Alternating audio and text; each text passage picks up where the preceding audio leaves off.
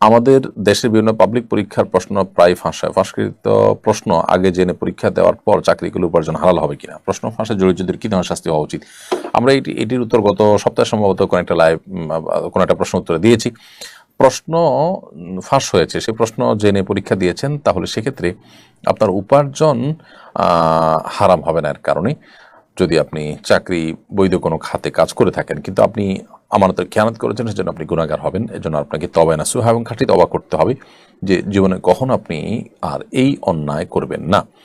আর এর সাথে যারা জড়িত, প্রশ্ন ফাঁসের সাথে যারা জড়িত, তারা বহু মানুষের অধিকার খর্ব করেছেন, বহু মানুষের অধিকার নষ্ট করেছেন। ইসলাম শরিয়ার দৃষ্টিকোণ থেকে এটি অনেক বড় একটি কবিরা গুনাহ, বিধায় এটার শাস্তি শরিয়া যদিও এটার শরিয়ার দণ্ডবিধিতে বিশেষ কোনো দণ্ড মানে ঠিক করে দেয়নি। অতএব যখন যে সমাজে যেই পরিস্থিতিতে যে ধরনের শাস্তি দেওয়াটা উপযুক্ত মনে করবেন বিচারকগণ, সেই শাস্তি শরিয়ার দৃষ্টিকোণ থেকে শরিয়ার বিচারিক আদালত থাকলে সেখানে দিবেন। বাকি আমাদের দেশের প্রচলিত আপনার বিচার ব্যবস্থা, দেশের সংবিধান অনুযায়ী এটার কি শাস্তি আছে সে বিষয়ে বিশেষজ্ঞ যারা আছে তারা ভালো বলতে পারবেন। সজন আহমেদ আপনি লিখেছেন, আম গাছের ডাল যদি কাঁঠাল গাছে গ্রাফটিং বা কলম করা হয় সেটি কি জায়েজ হবে? এটা আল্লাহ সৃষ্টিতে পরিবর্তন বলে গণ্য হবে কিনা?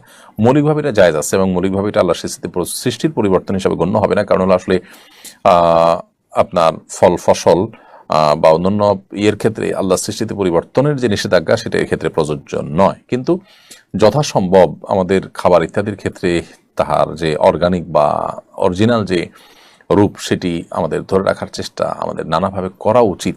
কারণ এখানে ফুড ইঞ্জিনিয়ারিংয়ের মধ্যে বিশেষ করে আপনার জেনেটিক্যাল ইঞ্জিনিয়ারিংয়ের মাধ্যমে যে সমস্ত খাবার প্রসেস করা হয় বা খাবারের মধ্যে যে সমস্ত ইঞ্জিনিয়ারিং করা হয় আমাদের ফুড বা খাদ্য আইটেমগুলোর মধ্যে ফলমূল ইত্যাদিতে, এগুলো নানাভাবে আমাদেরকে ক্ষতিগ্রস্ত করে। এটা বিভিন্ন গবেষণা দ্বারা যেমন প্রমাণিত এবং এটি আপনার কোরআন এবং সুন্নাহ যে আমাদেরকে সাধারণ এবং স্বাভাবিক নিয়মের কথা বলে, এটা তার খেলাফও। শরীর দৃষ্টিকোণ থেকে জায়েজ না জায়েজ এক জিনিস, আর এর স্পিরিচুয়াল লাভ ক্ষতির দিকটা আরেকটি।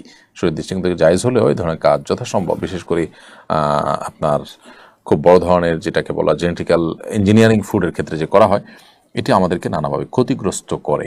এটা কারণে এটি আমাদের অ্যাভয়েড করা দরকার। তবে শরীর দৃষ্টিকোণ থেকে এটা নাজায়েজ বা হারাম কোনো কাজ বলা যাবে না। এরপর প্রশ্ন হলো, কথা পাকাপাকি হওয়ার পর পাত্রপাত্রী ফোনে কথা বলা বা দেখা সাক্ষাৎ করা যাবে কিনা? পাত্রপাত্রী কথা পাকাপাকি হওয়ার পর ফোনে কথা বলা বা দেখাদেখি করার সুযোগ নেই। তবে একান্ত কোনো ইনফরমেশন জানা দরকার, সেটা তারা জানতে পারেন। সেটা যথাসম্ভব মেইলিং, চিঠি আদান প্রদান বা কথা বলার দরকার হলে একান্ত সেই প্রয়োজনীয় কথাটুকু শুধু তারা বলতে পারেন। তথাকথিত এঙ্গেজমেন্ট হওয়ার পর স্বামী স্ত্রী সুলভ আচার আচরণ অনেক সময় আমরা করে থাকি, সেটা জায়েজ নয়। মুসলিম ছেলে মেয়ে অন্য ধর্মের ছেলে মেয়েকে বিয়ে করতে পারবে কিনা? বিয়ে করতে পারলে কোন রীতিতে করবেন? সম্প্রতি ভারতে এক মুসলিম অভিনেতা হিন্দু অভিনেত্রীকে বিশেষ বিবাহ আইনে বিবাহ করেছেন। ইসলাম শরীয়তের দৃষ্টিকোণ থেকে কোনো মুসলমান মেয়ে কোনো অমুসলিম ছেলের কাছে বিয়ে বসতে পারবেন না। কোনো ছেলে মুসলিম ছেলে যদি কোনো অমুসলিম মেয়েকে বিয়ে করতে চান, তাহলে আহলে কিতাব যারা ইহুদি খ্রিস্টান, তারা যদি সত্যি ইহুদি খ্রিস্টান ধর্মে বিশ্বাসী হন, তারা যদি নাস্তিক না হন, তাহলে সেক্ষেত্রে তাদেরকে বিয়ে করতে পারেন। আজকালকার বেশিরভাগ ইহুদি খ্রিস্টানরাই কিন্তু নামকে ওয়াস্তে আহলে কিতাব হলেও তারা নাস্তিক, মূলত তারা আসলে কোনো ধর্ম বিশ্বাসী নন। এরকম যদি হয় তাহলে তাদেরকে বিবাহ করা জায়েজ হবে না। নবী সাল্লাল্লাহু আলাইহি ওয়াসাল্লামের দৈনিক রুটিন কেমন ছিল? নবী সাল্লাল্লাহু আলাইহি ওয়াসাল্লামের দৈনিক রুটিন সম্পর্কে স্পেসিফিক এরকম ধারাবাহিক বর্ণনা কোনো হাদিস থেকে পাওয়া না গেলেও বোঝা যায় যে তিনি ভোর রাতে ঘুম থেকে উঠতেন, তাহাজ্জুদের সালাত আদায় করতেন, এরপরে ফজরের আগে সুন্নত পড়তেন এবং ফজরের আগে সামান্য একটু ঘুমাতেন। ঘুম থেকে উঠে সুন্নত পড়ে ফজর নামাজ আদায় করতেন। ফজর নামাজের পর জিকির, আজকার, তাসবিহ, তেলাওয়াত, ইশরাক পড়তেন, চারটা নামাজ পড়তেন, পরিবারকে সময় দিতেন। কখনো কখনো সমাজের কাজ থাকতো, দাওয়াতি কাজ থাকতো, সে সমস্ত কাজ পরিচালনা করতেন। দুপুরে একটু ঘুমোতেন, এরপরে জোহর আসর পড়তেন, রাতের খাবার এশার আগে খেয়ে ফেলতেন এবং এশার পরে দ্রুততার সাথে শুয়ে পড়তেন। এরপর প্রশ্ন হলো, আমাদের স্ত্রীরা এখন বলে পর্দা করা ঠিক আছে, তবে হাত পা খোলা রাখলে সমস্যা নেই, এ বিষয়ে জানতে চাই। হাত পা খোলা রাখা অনেক উলামা ইকরাম জায়েজ বলেছেন, এবং এর মানে এই না যে সেটাকে প্রদর্শন করে বেড়ানো। কারণ হাত পায়ের মধ্যে বিভিন্ন রকম সাজগোজ করে সেটাকে প্রদর্শন করে বেড়ানো, এটা পর্দার পরিপন্থী। তাছাড়া আল্লাহ সুবহানাহু ওয়া তাআলা আমাদের মা বোনদেরকে সৌন্দর্যকে আপনার আবৃত্তি করতে বলেছেন, ঢাকতে বলেছেন, সেই জায়গাটি আমাদের বিশেষভাবে খেয়াল রাখা দরকার। আজকাল বিশেষ করে ফিতনার যে সময়, এই সময়টাতে আসলে মেয়েদের হাত পা তো বটেই, এমনকি তাদের কণ্ঠ, তাদের শরীর, আপনার খুব বেশি চাকচিক্যপূর্ণ পোশাক, এগুলো পুরুষরা দেখে তাদের নানা বাজে চিন্তা এবং জল্পনা কল্পনা করে। ফিতনার সংকুল এই সময়টাতে অন্তত মা বোনদের অতিরিক্ত সতর্ক থাকা উচিত। আসল রোজা নাকি দুটি রাখতে হবে, একটা রাখার পরে কোনো কারণে আরেকটি রাখতে না পারলে কি গুনাহ হবে? একটি রাখতে, দুটি রাখার ইচ্ছা ছিল কিন্তু একটি রাখার পর আরেকটা রাখতে পারেন নাই, আপনি 10 তারিখটা রেখেছেন, 11 তারিখটা রাখবেন কিন্তু রাখা হয়নি, এর কারণে গুনাহ হবে না ইনশাআল্লাহ তাআলা যদি অনিচ্ছাকৃত এরকম হয়। তবে অনেক উলামা ইকরাম ইচ্ছাকৃতভাবে শুধু আশুরা রোজা রাখাটাকে মাকরুহ বলেছেন। তবে এর বিপরীতে অনেক উলামা ইকরাম সেটিকে জায়েজও বলেছেন। তবে আপনি কোনো কারণে রাখতে পারেননি অপরটি, সেটার কারণে যে কোনো গুনাহ হবে না, এ ব্যাপারে কোনো সন্দেহ নেই।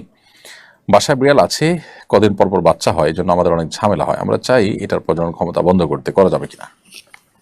যেহেতু প্রাণী এবং তার আপনার অতিরিক্ত বাচ্চা হওয়ার ফলশ্রুতিতে আপনাদের অসুবিধার কারণ হয়, প্রথমত এই বাচ্চা বিড়াল আপনি কোথাও রেখে আসতে পারেন, দ্বিতীয়ত তার যদি প্রজনন ক্ষমতা আপনি বন্ধ করেন তাহলে সেটা নাজায়েজ বা হারাম হবে না, এটি মানুষের ক্ষেত্রে যে নিষেধাজ্ঞা রয়েছে সেটি প্রযোজ্য হবে। এরপরে প্রশ্ন হলো ঋণগ্রস্ত অবস্থায় ওমরা করা যাবে কিনা? ঋণগ্রস্ত অবস্থায় ওমরা করতে পারেন যদি ঋণ পরিশোধ করার মতো ব্যবস্থা থাকে, টাইম নেওয়া থাকে, সেই টাইমের পর তাকে পরিশোধ করবেন সেই সুযোগ থাকে, এদিকে আপনি অন্য ব্যবস্থাপনা ওমরা করছেন, সেটি জায়েজ হতে পারে। কিন্তু ঋণ দেওয়ার খোঁজ খবর নাই, দেওয়ার সদিচ্ছাও নাই, পাওনাদারের প্রেশারও আছে, সেটা বাদ দিয়ে আপনি সেটাকে এড়িয়ে আপনি ওমরা করছেন, নফল ওমরা করছেন, সেটা আপনার জন্য জায়েজ হবে না। এক শ্রেণীর দুর্নীতিবাজ অসাধু লোক প্রচুর নামাজ পড়ছে, হজ ওমরা করছে, জনকল্যাণমূলক কাজ করছে, ধর্মকে তারা নিজের কুকীর্তি ঢাকার ঢাল হিসেবে ব্যবহার করছে, এই বিষয়ে আপনার মন্তব্য জানতে চাই। তারা জানেন না যে এই সমস্ত ধর্মীয় কাজ কাম এগুলো তাদেরকে আখিরাতে মুক্তি এনে দিবে না, আল্লাহর প্রিয় পাত্র করবে না, বরং দুর্নীতি করার কারণে, অর্থ আত্মসাৎ করার কারণে তারা তাদের তাদের গন্তব্য জাহান্নামের দিকে তারা নিয়ে যাচ্ছে।